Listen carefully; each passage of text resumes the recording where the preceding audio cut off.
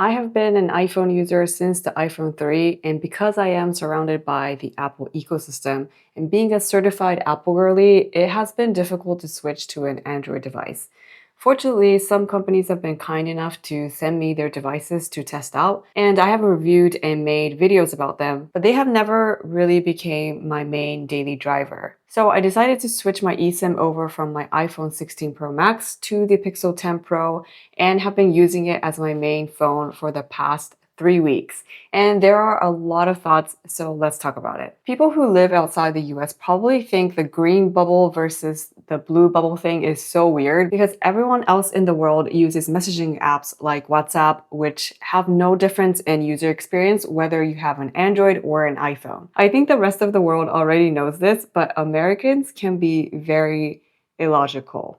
So even in 2025, the green bubble and the blue bubble thing is a very important topic. And one of the top reasons US users are hesitant to switching from iPhone to Android. Google has been implementing Rich Communication Services, or RSC, enabling features like higher quality media sharing, typing indicators, read receipts, and end-to-end encryption. This has made the Android texting experience so much better. However, there are quirks on the iMessages side that was pretty annoying when I switched my eSIM over to Android. So if someone has been iMessaging me to my phone number, it transitioned to Google Messages fine.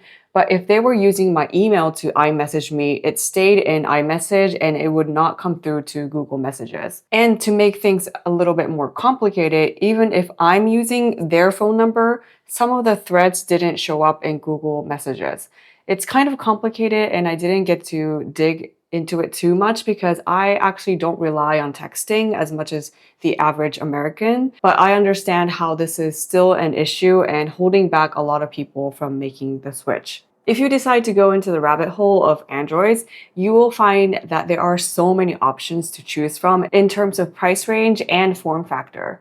If you live in the US, unfortunately, we have a limited range to choose from because of a variety of political and legal issues, and most likely we'll be choosing from Google Pixel lineup or the Samsung Galaxy lineup. If you want something a little different, a brand you could look into is Nothing. They have a very distinct design and really great software design that is worth checking out. Even for us in the US, if you look at Google and Samsung, they have foldables, flippables, and everything in between. Battery and charging capabilities varies across all types of different devices, but something that iPhones still do not have to this day is reverse charging.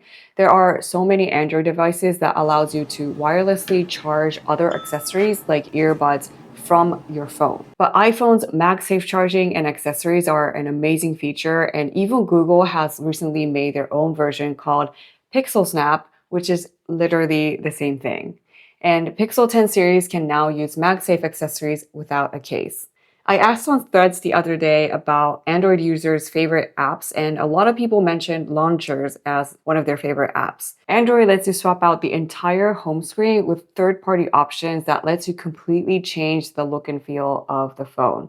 Something iOS does not allow, although in recent years they have started to allow for a bit more customization than before. Examples of launchers are Nova Launcher for deep customization, Niagara Launcher for a more minimalist approach, and Nothing has its own Nothing Launcher, which can only be downloaded on Nothing phones and has a simple and clean aesthetic that brings the hardware and software together. Some of the productivity features that Apple still hasn't allowed on the iPhone is split screen. You can also make other apps smaller as a picture-in-picture, so you can keep an eye on something while you do something else. Apple does allow for videos to be PNP, but not entire apps at this point. Another thing worth mentioning for Samsung phones is something called DeX. DeX is a really cool feature where if you connect a Samsung Galaxy phone to a display, it shows a desktop style interface and you can connect a keyboard and a mouse. This makes your phone feel closer to a Chromebook or a lightweight PC while running Android apps. Now imagine if Apple did something like this where you can connect your iPhone to a monitor and it runs like iPad OS. That would be revolutionary. Something that I've noticed on the software side on Android is that there is so much software updates that needs to happen. And it's not just the OS, but It's like on each app. On iOS, when you update the OS, you're up to date on everything. But on Android, you have to update the OS and each app, like even the default camera app. And that was kind of annoying as a user experience. This is because on Android, many default apps like camera, messages, and like even calculator are distributed through the Google Play Store as separate apps. This means they can be updated independently of the OS, which can feel like extra updates, but on the flip side of things, it allows for faster bug fixes without waiting for a full OS release. Also, on Android phones that are not Google Pixels, each company will have their own layer of skins, like One UI for Galaxy phones. This brings unique features, but also add complexity and pre-installed apps that can feel like bloatware to some users. Non-Pixel phones do get updates, but Google's Pixel phones usually get the earliest and cleanest Android experience with the fastest OS and security patches. Something to consider when choosing which company Android phone is for you. When I'm using an iPhone, I actually have a lot of Google products integrated into my workflow. My emails are on Gmail, I use Google Calendar, and I also have some smart home products like Google Nest, Nest Camera, and Google Nest Hub. This is really great when you're using Android because once I sign into my Google account, everything from my emails, calendar to my home is synced and it feels very seamless from the start. I also liked Google Auto, which is the CarPlay equivalent on Android. There are a lot of Apple ecosystem features I missed though. The biggest thing I will have to say is AirDrop. Since my current main computer is the MacBook Pro, I usually AirDrop videos and photos multiple times a day, especially since I make content and there's a lot of files that I need to go back and forth between the Mac and phone. I have found LocalSend, which is a free open source app, to work incredibly well, so I highly recommend this app for people who use a Mac and an Android who are looking for an AirDrop alternative. For Android to Android sharing, they do have their own protocol called QuickShare, which in this 3-week experience I used exactly once, and it was with a Google employee who had a Pixel. Also, continuity features on the Apple ecosystem is something I also missed, especially being able to copy and paste between Macs and iPhones. So overall, switching from iPhone to Android has been eye-opening and a really interesting experiment. There are so many fun and powerful features on Android that iPhone users might not even realize it exists,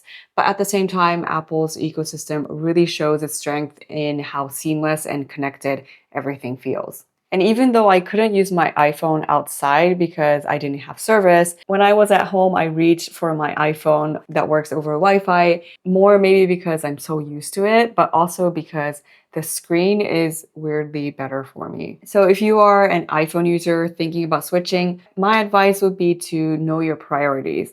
If you value customization, hardware variety, and flexibility, Android is amazing. If you care more about tight integration, simplicity, and everything working together effortlessly, Apple still leads in this area. For me, I think this experiment made me appreciate both worlds a little bit more. And honestly, you don't have to pick one forever. You can use different devices for different needs, and that's the fun part about being curious about tech. The iPhone 17 series is coming out this week, so I will unfortunately be switching back to iOS for at least a while. If you made it this far, let me know what your current daily driver is and if you're curious about switching over to the other side. And if you like this video, don't forget to subscribe and I'll see you in the next video. Bye!